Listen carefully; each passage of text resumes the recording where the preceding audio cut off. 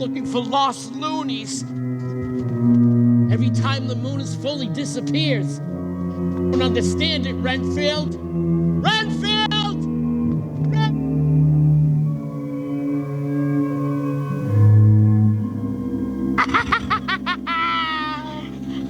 Ooh, what do we have here? Oh, yes, that's one. Oh, yeah.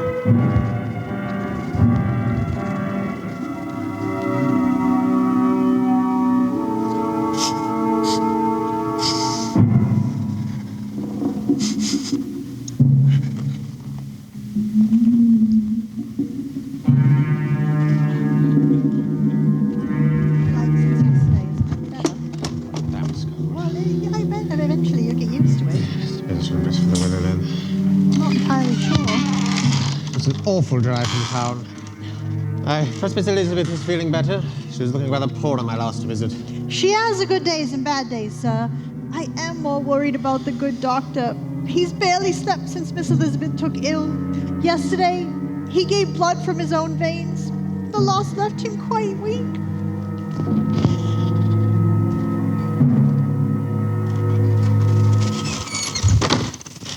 Ah, Jonathan, my boy, so good to see you. You must be exhausted after your journey. Come, sit and rest. Thank you, Doctor, but my concern is for Elizabeth. Is she feeling better? Oh, I wish I could say yes, but her condition seems to be worsening. She rallies after each transfusion, only to succumb once more to this strange disease. There must be something you could suggest. Perhaps it's contagious. Her symptoms, the same as poor Sybil's. If I recall correctly, those two were practically inseparable during her last days of life. She could have contracted the same disease. Oh, yes, you may be right, Jonathan. With all my medical knowledge, I'm still baffled. All of our doctors and all of our specialists have been unable to do anything. That is why I've asked you here today. I've wired my close friend and past associate, Professor Ludwig van Helsing in Holland. He's an eminent authority on rare diseases. If anyone can find a cure for this disease, he can. He's due to arrive at King's Cross today. I felt it best that you were here to hear from Van Helsing himself if there's to be any hope. Thank you, Doctor. Those dogs howling sound like the howls of terror itself. Yes, they are at it again. We've heard those howls since the first night Sybil fell ill. If I didn't know any better, I'd say those were wolves rather than dogs. Well, I doubt those are wolves, Jonathan. We're not in the wilderness. Though strangely enough, though, a wolf did escape from the zoo several weeks ago and was seen in this very neighborhood. But I heard it returned of its own accord. Yes, your estate is quite large. And the only neighbor is that place Carfax that Count Dracula's recently moved into. Oh, your friend the Count has been a regular visitor here lately. I assure you, Doctor, he is no friend of mine. Oh, now come, John. His concern for Elizabeth is comforting. He knows you and I have given her our blood and has made the same offer. Perhaps I have misjudged him. Anyone who would offer to help... That must be Van Helsing now. And not a moment too soon. Are you certain this professor can help us? Oh, here's our last hope, Jonathan. Go and bring Elizabeth here. We have no time to waste.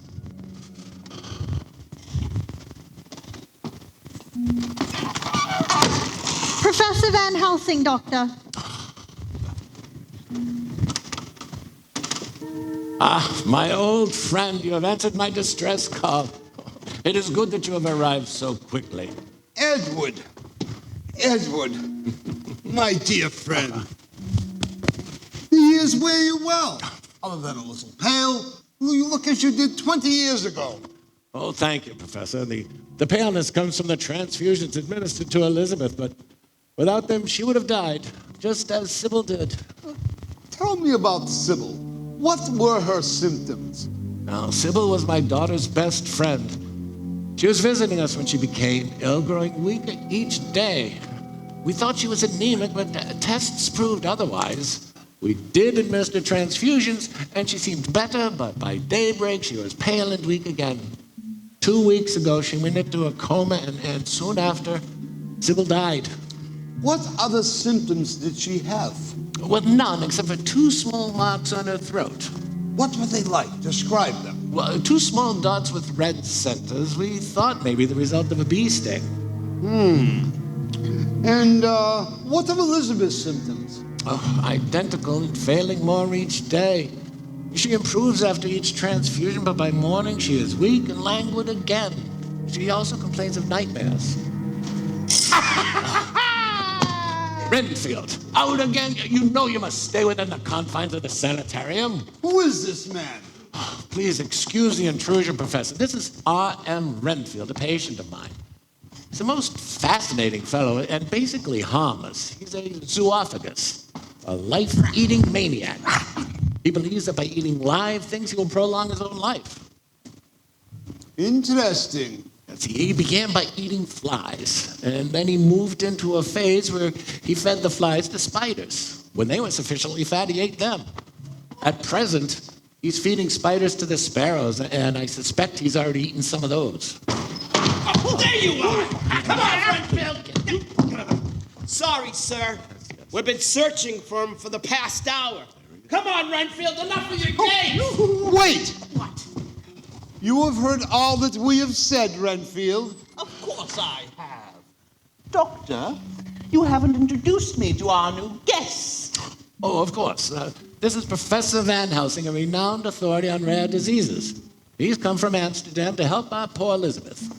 Professor Van Helsing, R.M. Renfield. Well, perhaps you can cure me. You're such an eminent authority.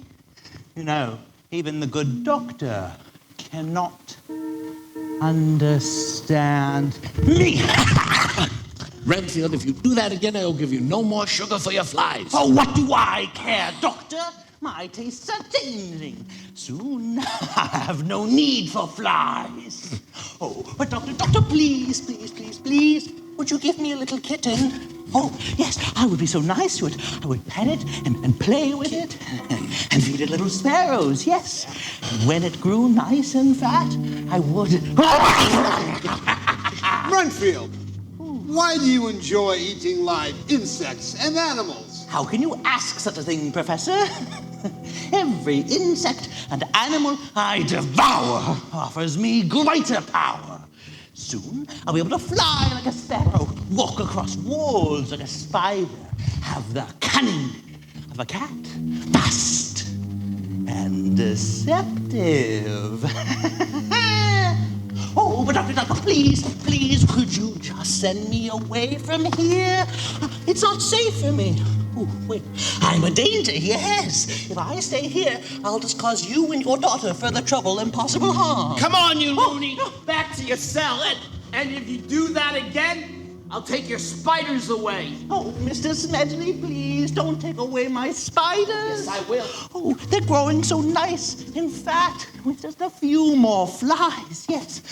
Oh, they'll be just right. Just right. Tell me, Renfield, Yes? why do you eat flies? Why, the fly typifies aerial power, Professor. And spiders? Oh, tell me, Professor, have you heard the story of the spider that lived in the old church tower and grew and grew? It never ate, but only drank and drank. Oh, the oil from the lamps. One moment, Dr. Seward. Renfield, why are you so anxious to escape this asylum? Oh, right, Professor. I'll tell you because you will understand. No, I said nothing. No. What was that? Just a bat, gentlemen. Just a bat. Tell me, Professor, have you heard tell of a bat in South America that lives up in the trees? Every human and animal that comes into contact with it is found drained of blood. White. Just as Miss Sybil was white. What do you know of Miss Sybil? Smedley, take him away. Wait, Renfield, why are you anxious to be taken from this place? Well, to save my soul. Yes, to save my soul. But I wonder, what good is my soul? For what I'm about to receive has far more worth than any soul. Renfield, my dear fellow, you're babbling again. What is this about your soul? Are you concerned about the souls of those innocent insects and animals? No, I care not for their souls, Doctor. What I want is their life. You see, Professor, the blood is the life. You cannot eat souls. Or drink. Van Helsing, you know too much to live. Come out of here. Professor, come on. No, he knows too much. You know too much. Come on. Get in there. Watch your head. Get in there. You two, get in there. Are you all right, Professor? Yes. Yes, I am. Oh, I apologize for this maniac's behavior, but what was that you were holding that excited him so? Garlic, a small bag of garlic. Garlic? What earthly good could that be? It is one of the eremophytes that has special characteristics of its own. I brought it with me as a form of preventative medicine. Dr. Seward, I want Renfield kept under close observation. His response to the garlic was most interesting. What can you tell me of his case? Well, I've kept him under close scrutiny since I discovered his desire for live things. He's usually very mild, but as of late he's become increasingly violent. He's broken out of the sanitarium 3 times, and each time was found wandering near Carfax. My attendants had to restrain him forcibly. But Professor, it is my daughter that concerns me most at present. My dear friend, I have not forgotten why I am here, but I would like to see the records on Renfield's case. Of course. Come with me. I'll show them to you.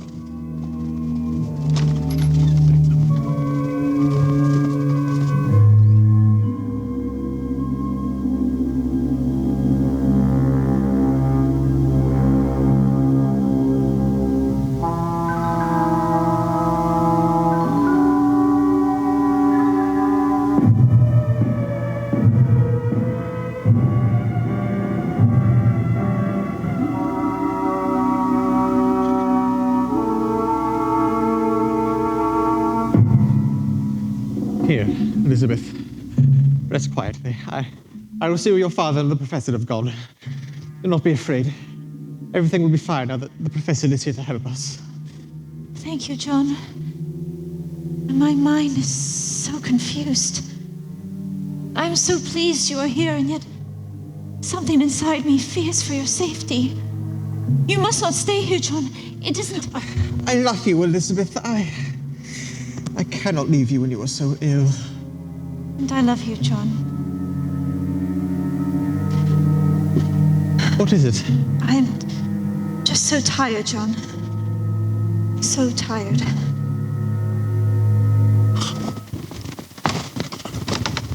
Oh, Elizabeth, my dear. It's my old friend, Professor Van Helsing. Professor, the gentleman is Jonathan Harker, her fiancé. Ah, Miss Elizabeth.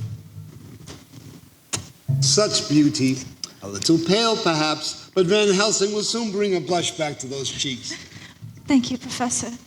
You were so kind to come. If you do not object, Doctor, I'd wish to remain overnight to be with Elizabeth and offer any assistance you may need. Of course, my boy, you're always most welcome. Now, Elizabeth, lie back so. Tell me, when did you first start to feel ill? A few nights after Sybil died, I had a bad dream. I remember hearing dogs barking before I went to sleep. In my dream, a mist floated in through the open window, thick and murky.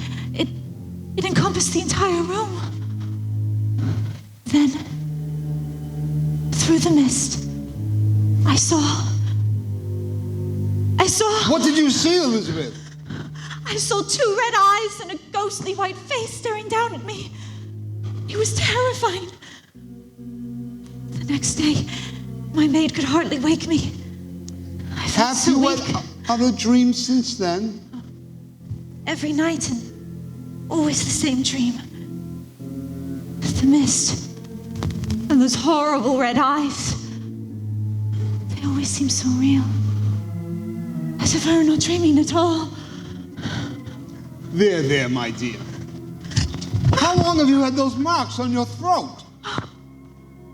Ever since the first dream. I did not want to worry you, Father. I knew that Sybil had these same marks also, so I hid them with a scarf.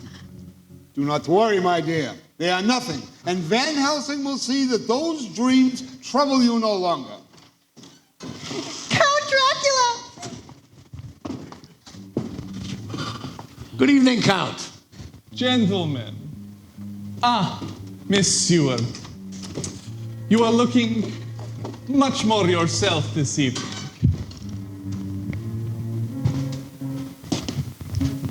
How beautiful. Thank you, Count. I look forward to your visits. They seem to cheer me so. I am honored to be your guest. And that of the good doctor as well. I trust that I am not interrupting your consultation. Oh, not at all, Count. May I introduce to you my good friend and colleague, Professor Van Helsing? Yes, the master of medicine, the conqueror of the incurable. A man whose name we know even in the wilds of Transylvania. I am flattered that you have heard of me, Count. Oh, and of course you know Jonathan Harker, Miss Elizabeth's fiancé. Count? I am always so glad to see you, Count. Please, come and see us more often. Thank you, my dear. I will.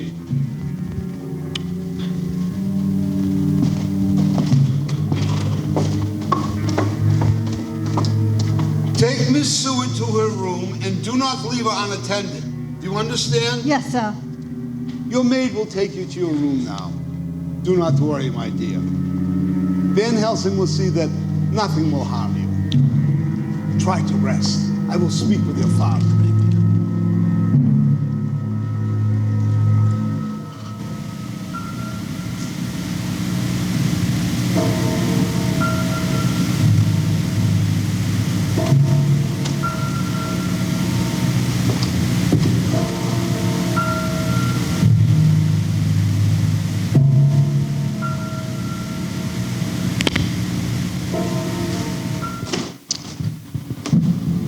So, Professor, you have come to cure our charming Elizabeth? I wish you much success.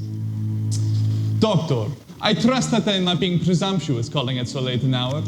You see, you're my only neighbors when I'm at Carfax, and Miss Elizabeth's illness, it concerns me greatly. I appreciate that, Count. You are also a stranger to this country, Count. Yes, Professor. I am only a visitor, but I do love this great country. It is so unlike my own homeland. There are so many people. And it affords me much opportunity. Opportunity for my investigations. But that Castle Carfax you purchased is no more than a ruin. Carfax is not a ruin.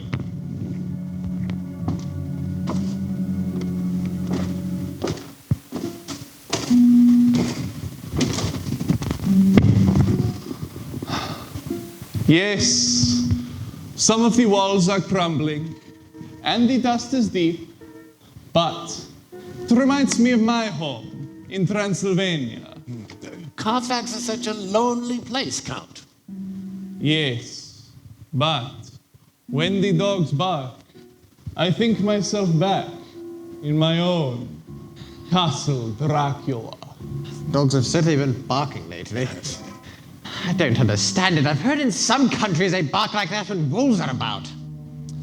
This is true, my friend, but I doubt whether you will find wolves in this area. Enough of Wolfston Castle. Doctor, my only concern is in the well-being of Miss Elizabeth. I know you wish to consult the learned professor, but perhaps there is something more I can do to be of assistance. If you do not mind, I shall wait in your library. Perhaps read a book. And if you need me, I shall be available. Certainly, Count. Thank you.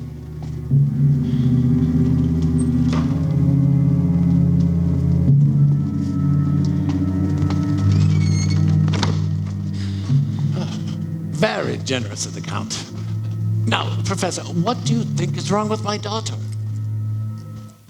Your patient Renfield is a most interesting study. Did you notice he did not like the smell of garlic? Never mind Renfield. It's Elizabeth we should be concerned with. What does Renfield have to do with anything? Perhaps nothing, my boy, but there is something mysterious and unnatural about the Renfield. It may have some bearing on my suspicions. Professor, we're talking about an anemic girl, not some tale of the occult. A cult? Come, Harker. You must realize that while science has opened up new horizons, whole new fields of study, there are still many old and ancient phenomena that cannot be explained. My investigations have taken me beyond the bounds of man's normal beliefs. I have seen sights both bizarre and unbelievable. I tell you, gentlemen, I have seen them. Are you telling me you believe in this black magic, witchery, the occult? I do. And if you do not heed my words, your daughter's life may be the price of your lack of understanding. Go on, Professor. Yes, please, continue, Professor. Then, I would ask you both to listen with open minds. Please, sit down.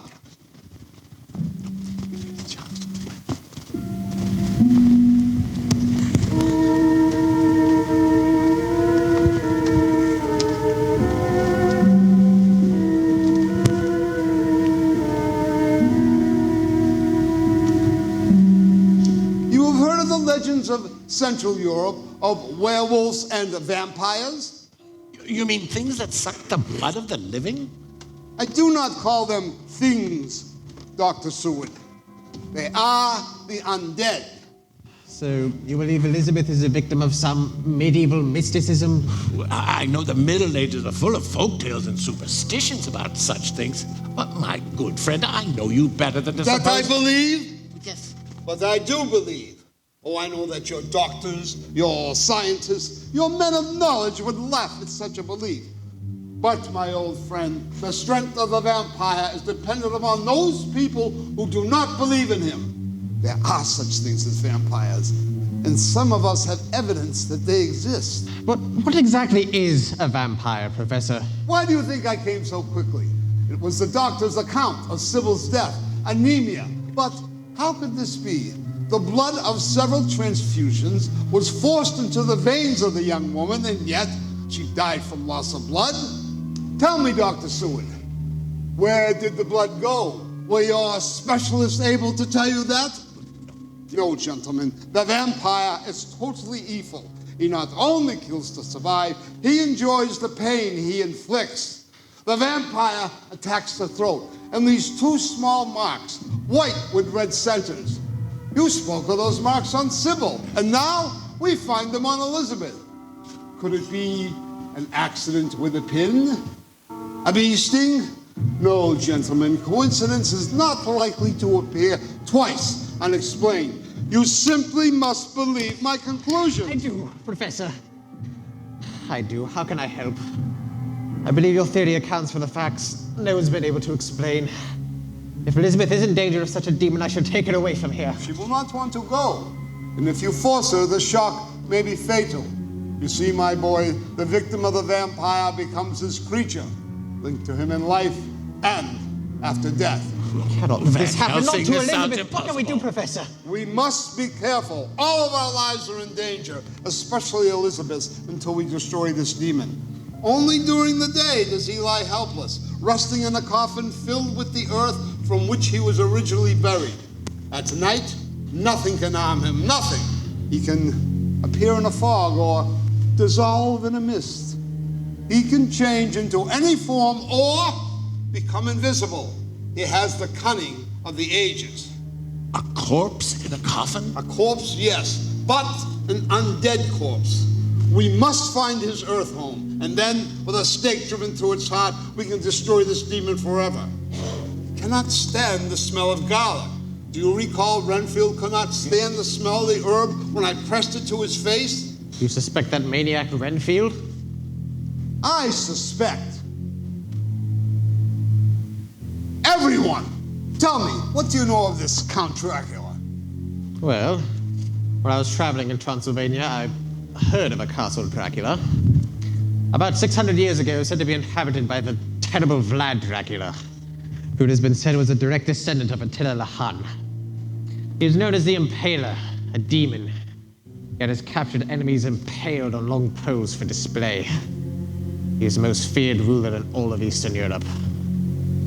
I will make inquiries, but I doubt it is Dracula we are after. Although Dracula is a well-known name, and Transylvania is famous for its vampires, the vampire must have died here. His coffin must be near enough for him to return to before sunrise. Did you say Count Dracula recently arrived from Transylvania? Yes, only a month ago. This sounds like a witch hunt, Van Helsing, but my daughter's life is in your hands. Good. Then bring your daughter to me. What are you going to do? We're going to set a trap and use Miss Elizabeth as the lure. Professor, this is too dangerous! What if your assumptions are correct? My Elizabeth's life will be in danger. No more than it is now. Enough of this idle talk. Bring Elizabeth to me at once.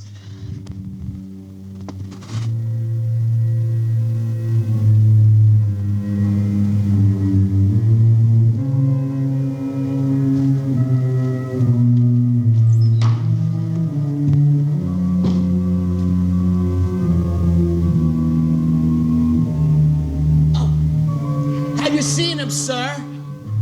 Oh, God. Renfield? He's escaped again. Escaped? How? Out the window, sir. Do you know it's a drop of over 50 feet to the ground? I don't know how he does it, sir. Unless he can fly.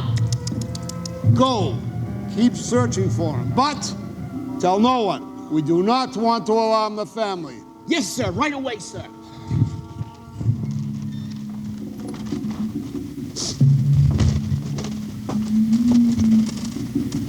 Ah, my dear, come and lie down here to rest. But I am so frightened, John. Do not be afraid, Elizabeth. We will protect you. You trust me, do you not? I only want you to relax here for a few moments. Put your mind at ease. No harm will come to you. Van Helsing will see to that. We will just be in the next room, Elizabeth. Come. Dr. Seward, Harker.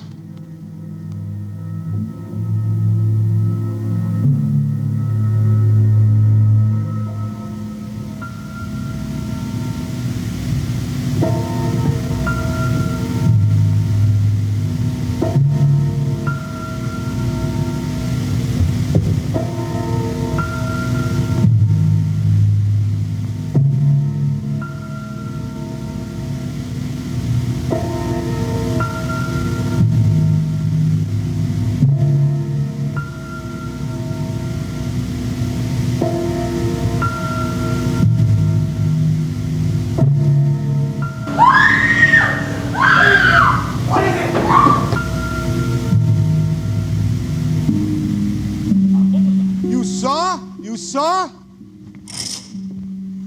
The patient is better, I presume?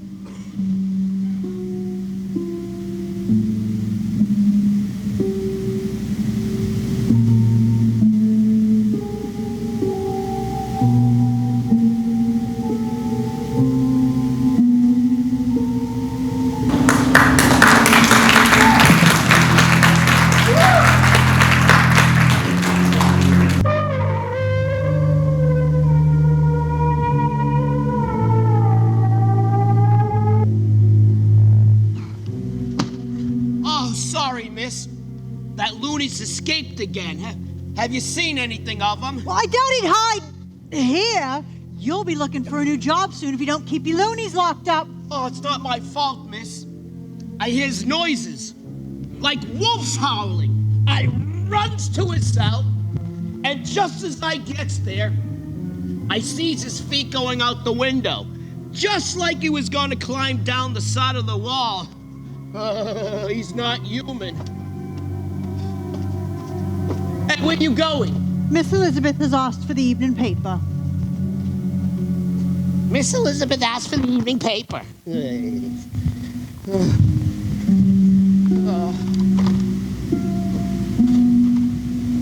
Renfield? Renfield? Where are you? Renfield?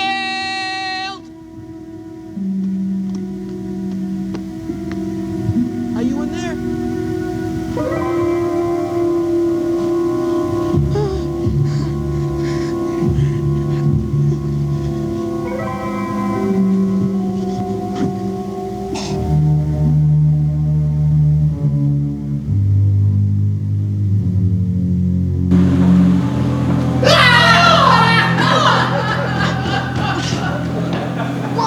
Have you found him yet? No, I haven't. This job's getting on me nerves. Your nerves? Yeah. What about mine? Your loonies is always getting loose. Everyone's having their blood drained from Miss Elizabeth, dogs howling all the time, the professor running around with that queer-smelling weed, and now you're telling me Renfield is crawling down the walls like a big bat. Funny you should mention bats. Just as I went to grab Renfield's feet, a big bat flies through the window and hits me right in the face. Ha! You're getting daffier than your patients. Oh, it's the truth, miss. If I don't get this Renfield back to his cell, I won't have a job. He's a wacko. Well, but he's harmless. Until now. Yeah, wouldn't hurt a fly, eh? Nope. He wouldn't hurt a fly. He'd rather eat them than a full course meal. And you should see what he does to spiders and sparrows. You better find your loony or they'll be locking you up instead. You don't have to worry, miss. You know, it's a long drop down to the ground from that window.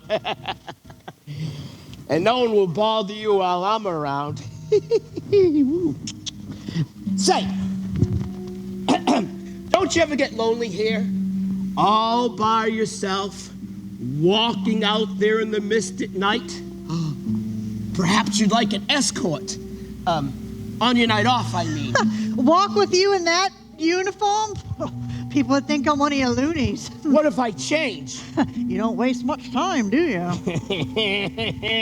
I've had my eye on you. You better keep an eye on your loonies. Come here, baby. Oh, buzz off! Oh! All right. But I have something right here that should bring Renfield back. Oh? Well, what is it? Well, come here.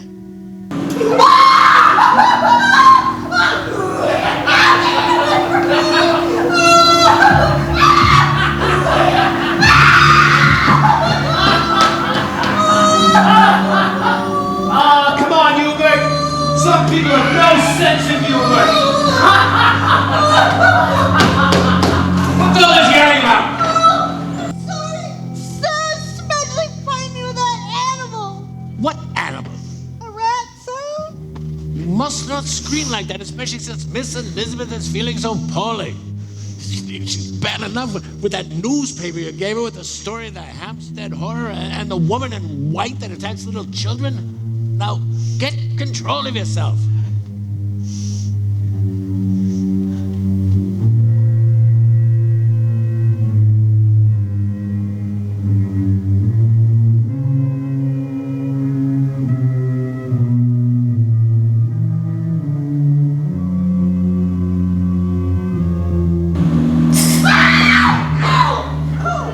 Forgive me. I did not mean to frighten you. It's just... I didn't see you enter. I am often told I move like the wind. The door was open. I did not knock. How is Miss Elizabeth this evening? I believe she's feeling better, sir. That is good. You, however, look a little pale. Perhaps the strain of Miss Elizabeth's illness is affecting you? It's nothing. It's just a headache. And it runs all the way down my neck.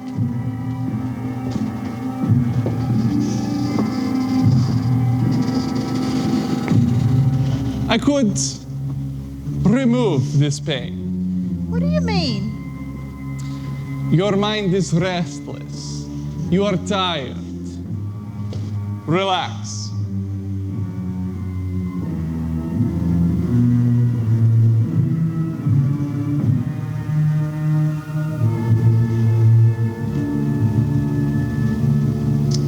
In a moment, you will feel no pain. Your will is lost to me. I will control your thoughts. Do you hear me? I hear. Good. When you awake, you will remember nothing. And when my call reaches you again, you will obey my every wish.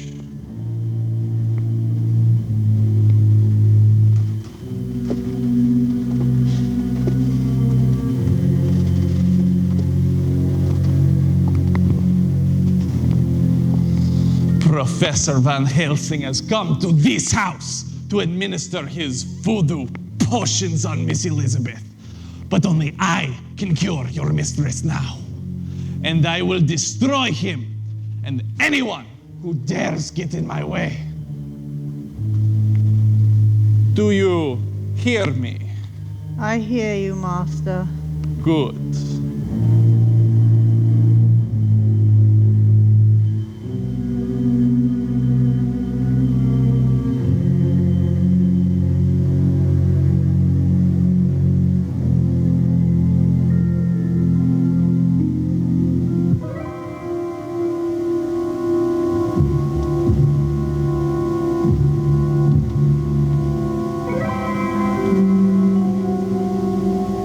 Hear and obey my every command. My call will reach you again soon. You will obey!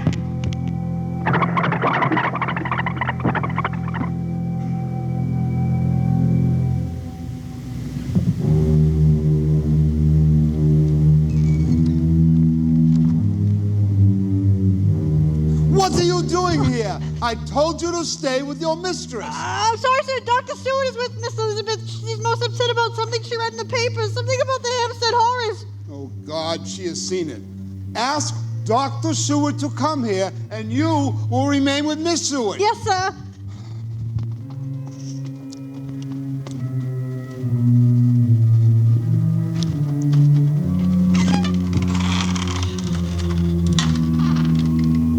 Professor, how's Elizabeth feeling today? I wish I could say that she was better, but this morning she was pale and languid once again. How could that be? Her door was bolted and Dr. Seward was in the next room. I cannot say. I had to give her another transfusion this morning. Good God, Professor, you also gave your blood? Yes. If I had not been so careless, this would not have happened. From now on, we will have to use stronger medicine. Yes, Professor. What is it? Oh, good to see you, Jonathan. To business, gentlemen. Let us not waste time. Harker, what have you found out? I've spent this past week investigating the Dracula family, and I've learned they've been extinct for centuries. There is a ruined castle in Romania, but it was last inhabited in the 15th century by the terrible Vlad Dracula, the last of his kind. Superstition has it the crumbling castle is also inhabited by a vampire, but I doubt this has any bearing on us, as Romania is over 2,500 miles from here. I've been going over the file on Renfield, and while an interesting case, he does not conform to my basic theories on vampires. We can conclude that Renfield is not responsible. Furthermore, it is impossible for a vampire to have traveled here from Romania. As I told you, a vampire must rest by day. He must always return to his burial place by sunrise to sleep his undead sleep. So you see, gentlemen, it seems we are no further along in our findings at this time. Professor, during my research, I did come across a newspaper account I believe might be of interest to you. In what way would it be of interest to us? It describes how a small schooner called the Demeter was wrecked off the beach near East Cliff about 1 month ago. The villagers were amazed to see such a small ship traveling in full sail during such a terrible storm. That is peculiar indeed. Go on, Jonathan. The onlookers watched as the ship careened towards the shore. A heavy fog began to roll in, and through the fog, they could see a man lashed to the helm, as if unconscious or dead. Miraculously, the ship did eventually find its way onto the beach. Yes, continue, Harker. As the ship crashed upon the shore, a large dog leapt from the bow and ran off into the woods. The man I mentioned before did eventually recover consciousness, and they discovered he was the ship's captain, Captain Rostov. I was able to contact him recovering at the Sisters of Mercy Convent, and I've asked him to meet with us. He's waiting in the foyer. Shall I go fetch him? Well, it's no wonder the man was unnerved. He nearly died. And where was his crew? I wonder. And the part about the large dog intrigues me as well. Doctor. Good day, Captain. Please, be seated, Captain Rostov. If you please, I prefer to stand. Captain Rostov, Mr. Harker here has been telling us somewhat of your terrifying ordeal, and we would presume upon you to enlighten us further. Yes, sir. I will try as best I can. I have my personal log with me. First, where did your voyage originate? Varna, in Bulgaria. We set sail with 9 hands just 2 months ago after taking on cargo there. Could you please tell the doctor and the professor what he told me at the hospital? After 6 days at sea, we passed the Dardanelles and entered the archipelago. I could tell that the crew was upset about something. What had upset them? They would not speak of it, but they did seem frightened. I did not understand it. They were all steady fellas who had sailed with me before, but they would only cross themselves and tell the first mate that there was something. On the 10th day, the first mate reported that Petrovsky was missing. He had been relieved of watch at 8 bells by Abramov, but had never returned to his bunk. The next day, O'Garin came to my cabin. He told me that he thought he saw a stranger aboard the ship. He said that while on watch, he saw a tall, thin man who did not look like any of the crew come up the companionway and move forward along the deck and disappear. I gathered the crew. We searched the entire ship from stem to stern, but found nothing. You're certain that every place was searched? Yes, sir. There were only large wooden boxes, no corners where a man could hide. And as you told me, nothing more happened until you went to the Bay of Biscay. Yes, sir. That was 8 days later. Another crew member disappeared. Like the first, he came off watch and was never seen again. But I would imagine the men were in a state of panic by now. You are correct, Doctor. In addition, we were heading into wild weather. 5 days later, the second mate disappeared. We agreed to having double watches, as no one would go on deck alone. The next night, the first mate awoke me. Both men on watch were gone. That leaves only 4 men on board. Plus the tall, thin man. Oh, excuse me just a moment, Captain. I will let you know, Miss Fenster, but thank you. Please, carry on. Sorry, please, continue. As we neared England, we went through a heavy fog for 2 days, and not a sail was sighted. There was no help anywhere. I did not dare to lower the sails. As short-handed as we were, we would have never raised them again. The first mate was by now more demoralized than the remaining men. They had been terrified beyond capacity for fear. My God. 3 days later, we had resumed single watches as we were too exhausted to double. I was awakened by a terrifying scream. I ran up on deck, but it was empty. One more gone. The very next day, I went to relieve the watchman, but I found no one at the wheel. There were only 2 of us now. I screamed for the first mate. He came running up on deck, wild-eyed and haggard. "It is here!" he yelled. "Last night on watch I saw it. I tried to kill it, but my knife went through it, empty as the air. He was mad, stark, raving, mad. Next, he ran to the rails and deliberately threw himself into the sea. I was all alone now. I tried to steer through the heavy fog. Eventually, I fell asleep from exhaustion. I awoke with a start, and that's when I saw him. The first mate was right to jump overboard. Better to die like a man. It was a fiend, a monster, thin, tall, pale, with red eyes. I lashed myself and my crucifix to the helm.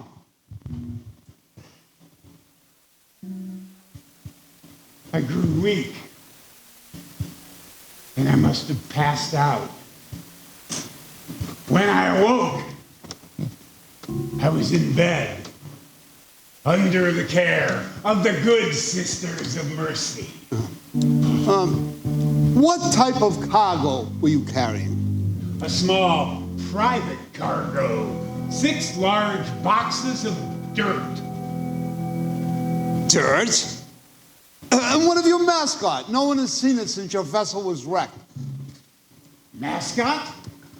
The large dog that left from your bow when your ship ran aground. We carried no mascot, sir. But now that you mention it, in my delirium, I did imagine seeing a dog, but it was enormous, far too large to have been real. That was not imagination, Captain. I thank you very much. You were greatly assisted in our investigation. Good work, Harker. Oh, I too, Captain. If you have no relatives here in England, please stay as my house guest until your recuperation is complete. Thank you, Doctor. I will accept your generous offer. Sir? Oh, yes, Captain Rostov will be staying. Please show him to a room in the East Wing and see that he is comfortable. Yes, sir. Again, I thank you, Doctor. I will rest now. I feel quite weak. Good day, Doctor, Professor, Mr. Harker. I pray that I have been of some assistance.